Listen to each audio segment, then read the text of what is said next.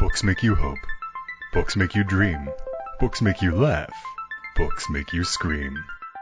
This is the Books That Make You show, discussing books with authors and experts, unraveling the inner pages of all the books that help make us who we are. Hosted by Desiree Duffy. Are you ready to have some bookish fun? Welcome to Books That Make You. I am your host, Desiree Duffy, and we are talking about books that make you boost your confidence. Who doesn't need a confidence boost now and again? The world can be depressing. People can be mean, and we all get frustrated when things don't go our way. And you know what? We often become our own worst enemy. And while there's thousands of self-help books out there that can help us lift our confidence, none of them do it quite like today's guest does in her book. Conscious Confidence is a book that contains a confidence-boosting program based on the spiritual insights of Sanskrit, which is also known as the language of enlightenment. Sarah Main is joining us from Australia for this show.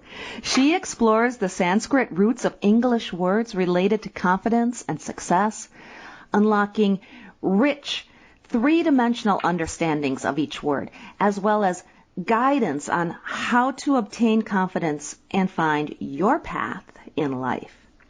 Conscious Confidence offers practical exercises for discovering our inner certainty. And the cool thing is she explains how conscious confidence as a method allows us to really tackle the growing anxiety and fear that seems to hang like a shadow over many of us and look to the unchanging core of selfhood for certainty, rather than that ever-changing external stuff.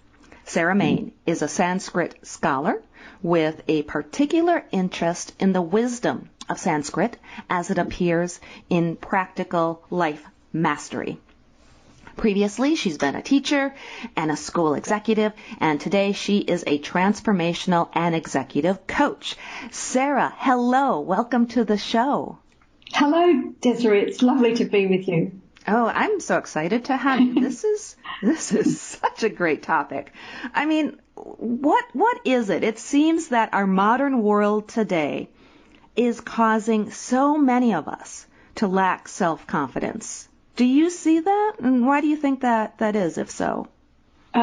Well, to answer the first question, yes, I do see it. And in my teaching career, I saw the beginnings of it. And at first, a number of the teachers, we all just thought it was a passing thing. And then once it had gone on long enough, we thought this is actually a thing. The landscape's changed in what we were dealing with in the students. So I think in terms of the importance of it, we need to address this because it doesn't seem to be just going away. It needs to actually be addressed and find out what the causes are. And really that's how I ended up writing this book, because it started with performance anxiety for musicians. And I discovered a lot of musicians, particularly classical musicians, were taking medication to get through performances. And that surprised me. And I thought there's got to be a better way. And then, and also from my teaching experience, and my husband was a school principal, and he noticed at the same time what we were seeing presented in the children, he noticed it in the parents, the mothers in particular, when he was interviewing families to enrol the child in the school. There was the parents, particularly the mothers, were full of fear, a sort of existential fear, and this was a change, and he noticed that as a pattern, and he thought something's going on here. So, what do you think the cause is? Is it just technology in the world, things moving faster than they did? What's making this generation feel this way? I wouldn't say technology's the cause. The more I've drilled into it, and certainly from my background studying philosophy and meditation and Sanskrit sort of basically all my life, because I started when I was 10, and it's a fundamental disconnection with who we really are, and this disconnection's been aided and abetted by technology. It's like anything. Technology is great. You know, we're using it now and it's fabulous. I'm talking to you from, you know, a sunny summer's day in Sydney, Australia. Mm-hmm. And we're talking like we're just in the same room together. But when you lose a fundamental disconnection with who you are, your society, the family values, those sorts of things, and an online digital world with a lot of images is taking its place. So your reality is really fed through what you're getting online. That is more real than just your ordinary everyday existence without the technology. Then we have a problem. That is a fundamental disconnect with who you really are. And I think that is where the problem lies, and that is where I've started the journey with conscious confidence, is bringing people back to a fundamental connection with who they are. And I appreciate that you're doing it with Sanskrit, and you drill into certain words. For example, the word attitude. Can you break that down for us? Yeah. Yes. The importance of words is that they form the thoughts and the feelings and our actions. So we literally speak our existence into being. We speak ourselves into existence. And our heads, the chattering mind these days is full of words. And we have all these filters around concepts and words all the time. And the beauty about going back to Sanskrit is the knowledge is there in its purity and universality intact. And it's good to take our concepts like attitude and go back and see what the Sanskrit says. What does it say? And if you ask someone, usually, and I did this a lot about attitude, and most people, I must have asked about 50 people, what does attitude mean to you? And it was always an intellectual concept. It wasn't connected with the heart, and mostly they had some negative attitude towards the concept of attitude. And Sanskrit breaks it down into three areas. There's sthiti, which is your stance or your point of view, and our English words like stationary and stance all come from the Sanskrit word sthiti and the root stha. Then there's bhava, which is your attitude in relation to your motivation and your intent. So that's a much more emotional element to your attitude. And then finally you have vritti, which is your conduct, the actual actions that you will take. So Sanskrit views attitude as your stance or point of view, your emotional response in relation to your intent and motivation for your actions, and then your actual conduct, the actions that you will take. So Sanskrit has a much, much broader fundamental view of attitude, that it's the lens through which you conduct your life and you see your life. That is fascinating. Now, I must ask, is this a teaching or a program that existed way back, or is this something that you've developed in your study of Sanskrit? How did your specific method, I guess, come to be? The program I've developed for conscious confidence, I've developed that didn't exist, and that's the FUSE program, FUSE. But the method of drilling down, going deeper into the etymology to unlock and uncover the wisdom and also clear out our own limiting beliefs and concepts that we have around fundamental things, that I was taught when I was studying philosophy. And you mentioned, too, being 10 years old. Tell us how this started. How did you get interested in this? Well, it's a bit hard to say when I got interested. I suppose I was receptive, but my parents, who came from England after the Second World War, came to Australia. They were searching, and that was things were harder to find we're talking back in the 1950s. They arrived in Sydney as newlyweds and, started having a family and so on and so forth, just normal life. But they were always interested and inquisitive and reading books and following things up. And like I say, there wasn't that much available in those days that was readily available. And then they discovered some philosophy classes, and I can remember Dad coming home, and I was about 9, and he came home to Mum, who'd stayed home to look after us, my siblings and me, and he said, "This is it. This is teaching what we want to know." And they were offering meditation and so on. Now, that was back in 1968, 69. And I could tell by their enthusiasm, and Mum started going to the classes and so on, and they discussed things and they were really delving into things. And I just was inquisitive and I wanted to know. So by the time I was 10, they said, "Do you want to come along to the classes?" And I did. And I didn't actually understand a lot of what the adults said because it was an adult level conversation, but there was something in the energy, and especially when we just practiced. Well, it didn't have a term like mindfulness like now because everyone talks about mindfulness, but we did practice just simple awareness and stillness for like 5 minutes, and I just fell straight into that. It was just like an instant connection, duck to water, and that started, and that was back in 1971 and I was 10. And as a teacher, how has it worked when you're communicating these ideas to children, to adults? Have you been able to do that? Oh, absolutely, yeah.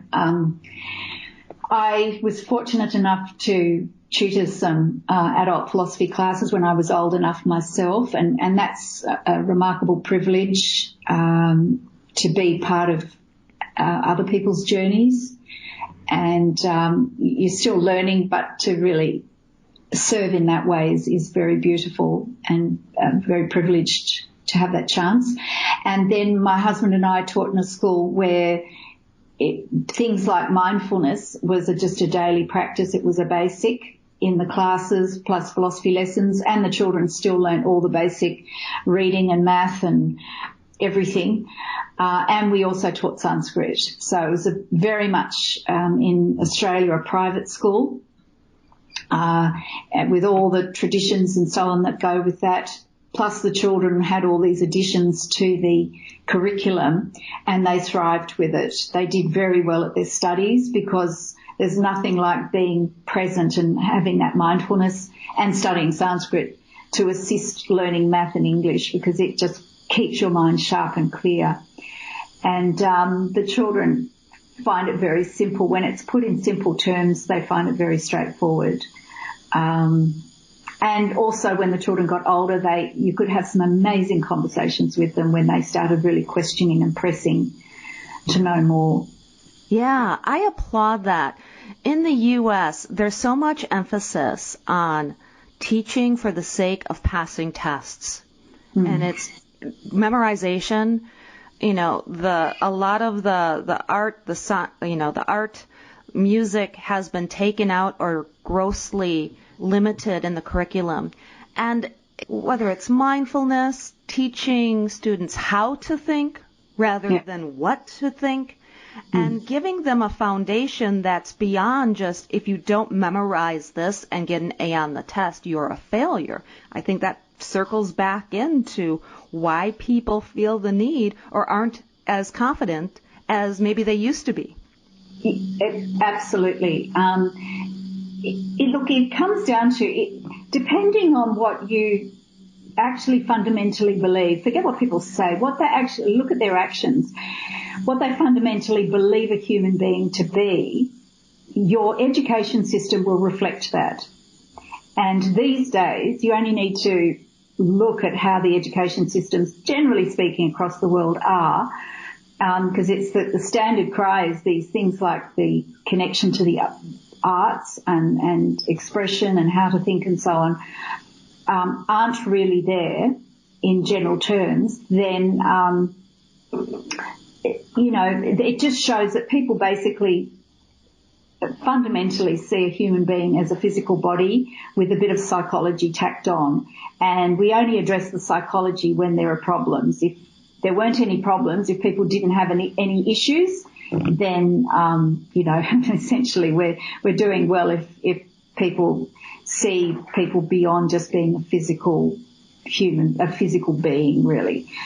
And to actually understand that a human being is made up of a body, a mind, a heart, and a spirit, and they are actually there, right from the moment of birth and before. And you need to actually educate and look after and care for and provide for all of those aspects.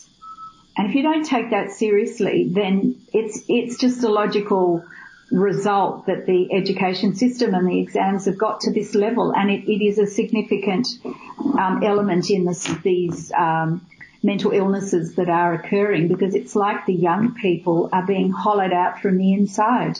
They're not actually being fed. And if you take the physical body, and this is in the chapter on alignment, I think it's chapter 2 in the book, alignment of body, mind, heart and spirit. If you take a physical body, we all know, this is just common knowledge, we need food or nourishment, exercise or movement and rest every day. And the measures will change, the amount of each thing will change, but that's what a body needs, food, exercise and rest. If you take the mental aspect of a person and take that as a mental body, treat it as a body, then that body needs food, exercise and rest for the mental part of the being. Take the emotional part of the being and take that as a body. It needs emotional food, emotional exercise and emotional rest. And the same with the spirit, food, exercise and rest for the whole being. And that was one of the things we very consciously did at the school that I taught at.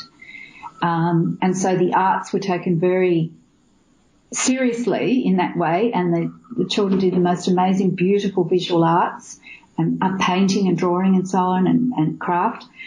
They were in Shakespeare plays every year, so they acted and they loved that because there was a big emphasis on drama. Mm-hmm. They sang every day, so the singing in choirs and so on, so every child was singing. And just quality literature, just really feed that emotional being with good food, and then opportunities to give expression to that. And the children are just happier. They're nourished from inside. Whereas if it's all intellectual, just memorization and facts and figures and so on, it's basically like eating junk food all day. It's very limited nourishment in that. Right. I can't memorize anything to save my life. Maybe if I put it to song or I use some kind of mnemonic to memorize. And I think it goes back to, there are some people who can memorize. Their brain is set up that way. And being able to come at education and come at entertaining the mind from a variety of different ways, I think helps students across the board, because some will respond more to learning something in the context of literature, or they might learn better by the context of drama, acting something out, or visually through the arts. So I just want to underscore what you're saying, because I could never memorize a mathematical equation to save my life. And I'm so glad I have a calculator on this little device that nobody told me I would ever have. Because I was gonna, just be a big failure if I didn't learn calculus. And I've never had to use calculus, thankfully. But again, I joke, but I think the point is that by having that holistic approach, it just helps so much. Oh, absolutely, because that's what education is about. But despite the talk, you only need to, don't listen to the talk, look at what's actually happening. Just actually look and see. And, that's one of the areas I'm really passionate about with conscious confidence, and who this is for is young people transitioning into adulthood with some fundamentals that are sourced from wisdom traditions that have stood the test of time. And this is not sort of spookiness. This is just fundamental wisdom, knowledge, and it's there all the time. It just needs to be presented in a way in a fresh way. And that's what I've aimed to do with the book. Oh, and thank you for that. That's where I was going next. I really wanted to dig more into the book and who it's for. And feel free to describe a little bit of how it's set up and what it is that you would like people to walk away with or get out of your book. Well, number one, if they've never heard about Sanskrit, great, then at least they will have heard the word and know a bit more about it, and not feel that they have to go and study the language, although I can highly recommend it, but there's no need to do that. In terms of finding that fundamental connection, which is the source of confidence. It's boosting confidence is a sort of an outcome, but it's really finding that connection where you find that natural self-assurance, just like a big tree has deep roots into the soil and can withstand anything, the winds, the rain, the sun, it doesn't matter, and provide the shelter and the food for other people and other creatures. A tree is just a lovely presence and a good analogy for conscious confidence. It's the proper roots into yourself. Then you can flourish and thrive. And I would just so dearly love to see young people with these good connections and roots into themselves. And you need proper wisdom for that. A few memes on social media are not going to do it. You need proper wisdom. And it's not hard to learn, but you do need to actually put your mind on it. And I know it works because my husband and I taught it for years amongst other teachers that were on staff with us at the time. But my book has got stories, traditional teaching stories, which are so simple and delightful, and yet they have great impact in terms of getting the message across easily. There's contemporary accounts of people actually exemplifying and learning this stuff or just displaying it in their life, people I've known or worked with. And then I've taken key concepts in Sanskrit and just said, well, what does the Sanskrit teach us about this? Just to open up our consideration, like looking just simply at attitude, just at some key things like values, core values, at focusing, at simplifying, at energizing, some of these key things around confidence. And what does Sanskrit say? And you just go, and if you have a bit of an aha moment, that immediately means you're thinking about something in a slightly different way. And that by definition means already there's a possibility of your life changing because you're actually thinking about something in a new and different way. Because no change in your life is going to happen unless you actually start viewing things in a different way. So you need some new knowledge to come in for that to occur. And I love those moments. Those are some of the best moments of our lives, aren't they? When all of a sudden something that's relatively mundane for us, all of a sudden we see it in a new light. Exactly. It gives you shivers throughout your body. I love that. Yeah. Well, certainly there's parts I would hope that in reading some of what the Sanskrit says about it, and it's not, I try not to make it dry, that you go, okay, and you take something out of it, and you can read the book. You could just read all the stories, you could just read all the contemporary accounts, or you could just read what the Sanskrit says about all of it, or you could read it chapter by chapter. It's really flexible in that way, and there's practices with each chapter. There are practices, things you can actually do. So there's a starter practice, a simple one, then there's a more intermediate further practice, and then there's an advanced practice for each of the things that I'm presenting in each of the chapters so that you can actually test it in real life. Because frankly, this is not meant to be a whole lot of theory. It's meant to be knowledge that you can actually use in your life. And that's where the transformation takes place. Ooh, that's excellent. And you do transformational executive coaching work as well. Is that part of what you do with that too? Yes, I do. People can go to my website and see the coaching that I do, but I do transformational coaching. Yes, you just talk to me, contact me, talk to me. And I can do presentations. This material with Conscious Confidence is new, so I'm excited to start presenting that and continue talking about that. And then the book, and I've got some other ideas for books as well. So Ooh, I love that. Yes. Tell us what you're working on next, or is it too premature at this point? It's a bit premature. I'm doing some research on it, but I'll just suffice to say it's another whole area that has come to light. But certainly, in relation to conscious confidence, I'm going to take the book and create some online courses for people to do. This is my exciting project for first half of 2020, is create some online courses where people can really engage in more depth at a practical level. Now, so why don't you tell us where people can find your website, find the book online, maybe your social media? How can people follow you? Sure. Well, firstly, my website, consciousconfidence.com. That's consciousconfidence.com, and there's a lot of material there. And on the website, there's actually a free alignment guide in relation to this food, exercise and rest for the body, mind and heart and spirit. There's a 2-part video and some PDF worksheets. People can just give me their email address and it'll appear straight away in the inbox. And that's a way of practically engaging with some of this material.